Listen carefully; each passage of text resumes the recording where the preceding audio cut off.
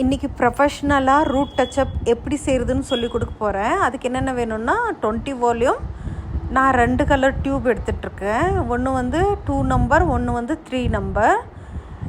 1:1 எடுத்து நல்லா பவுலில் ப்ரஷ்ஷை வச்சு நல்லா மிக்ஸ் பண்ணிக்கணும்.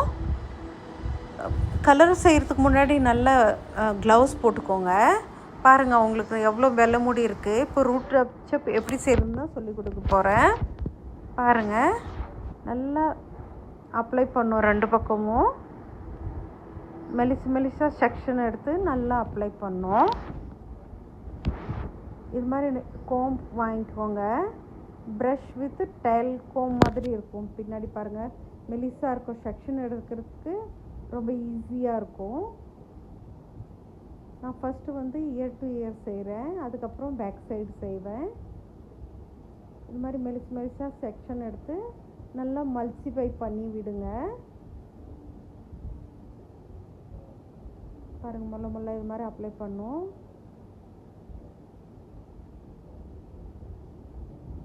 இன்றைக்கி குளோபல் சேல ஒன்லி ரூட் டச்சப் தான் செய்கிறேன்.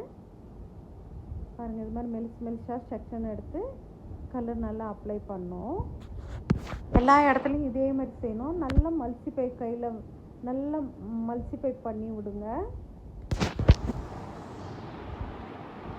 எல்லா இடத்துலையும் இதே மாதிரி மெலிசாக செக்ஷன் எடுத்து செஞ்சுன்னு இருங்க. கலர் செஞ்ச பிறகு ஒரு 20லேருந்து 30 நிமிஷம் விட்டுட்டு நல்ல ஒரு ப்ரொஃபஷ்னல் ஷாம்பு வச்சு வாஷ் பண்ணோம். பாருங்கள், செஞ்சு முடிச்சிட்டேன். 1/2 hour ஆயிடுச்சு.